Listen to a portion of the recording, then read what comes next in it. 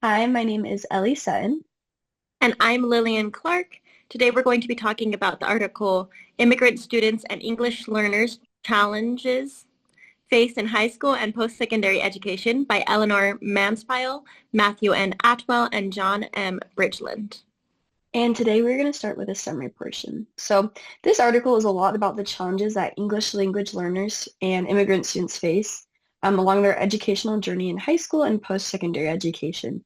And one of the main points of this article is that many immigrants and ELLs don't even make it to high school or post-secondary education, that they end up dropping out or pursuing the workforce. And this is a very big concern for many educators and just many people.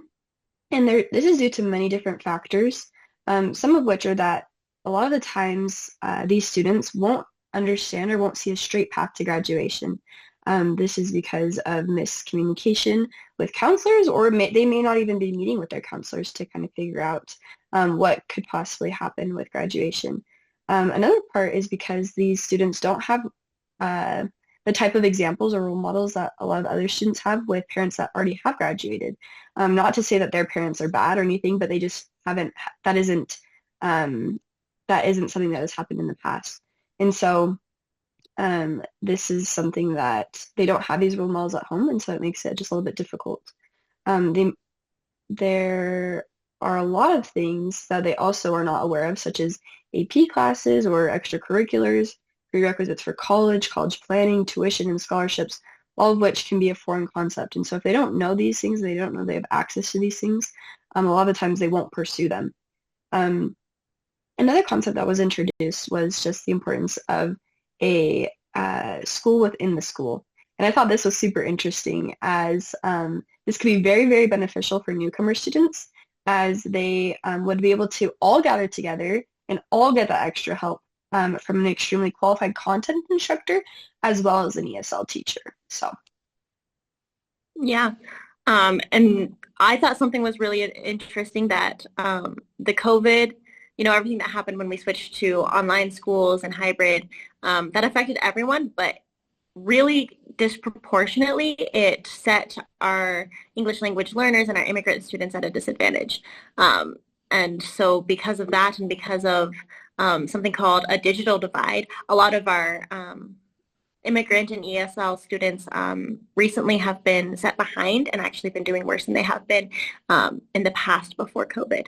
And so this digital divide, a lot of teachers said that they felt like they were relying on technology to teach MLs. Maybe that's because they don't speak whatever their native language was. And maybe they weren't necessarily trained in how to teach foreign language or teach students who speak a different language.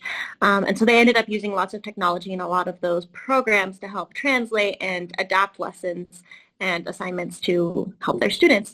But this became a really, really hard thing for our English language learners because they actually have less access to internet at home, and so it makes it harder for them to do homework and yeah, just other things like that. So that's one of the barriers that I hadn't realized that our students might be facing is they just have this digital divide and less access to internet and the same technology that a lot of our other students will have. Um, and then I also talked a lot about data collection and how data is collected in schools to do statistics. And they do collect data on English language learners, and they kind of organize their statistics under that um, I guess, population, but they don't differentiate between immigrants and second generation students and people who have been in the country for lots of years and a couple of years. Like they don't really give much differentiation in within ELL students. And so that makes it hard for us to know exactly where those struggles are and where we can help and where we should put our efforts to help our students. Um, and then the article talked a lot about the different things that we can do to help our students so we can just be more culturally responsive. A lot of the things that we talked about in our class already. And like you were talking about increasing accessibility to AP classes and just making sure that they know that those options are available for them. I love it. We will now be talking about the praxis portion. So it was really interesting for me just to learn about the different challenges and barriers that are occurring in schools and with these ELL. students and immigrant students and just about like the different opportunities that they didn't know they had. And so what I want to do when I am a teacher is to help these students see that there are many windows of opportunities.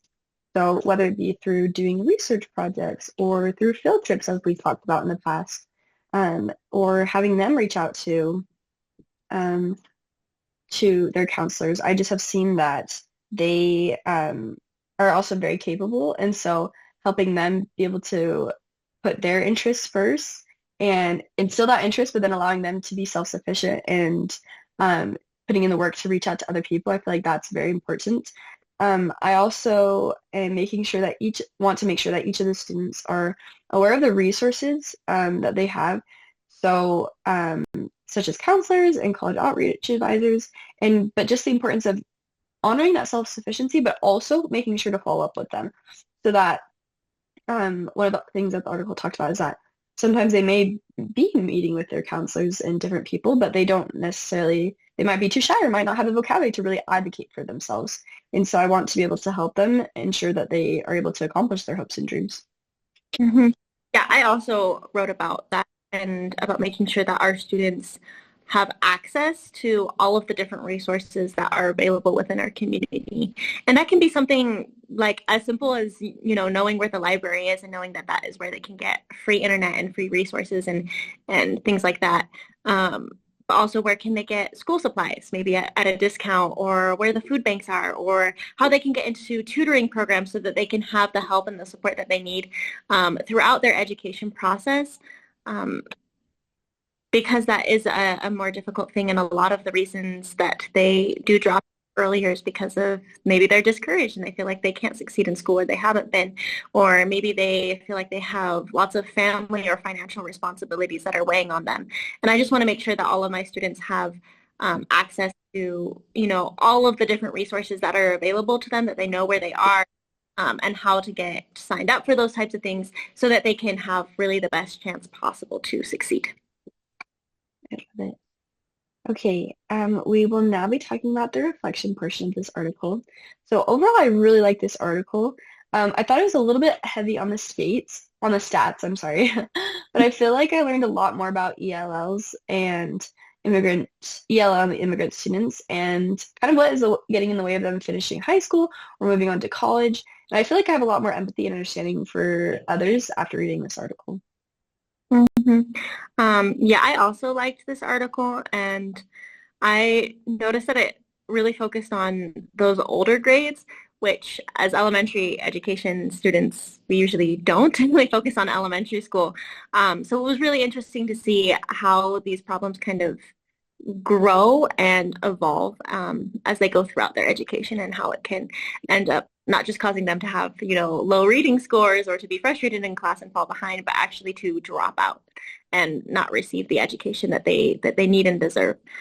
So I thought that this was really insightful and a good article.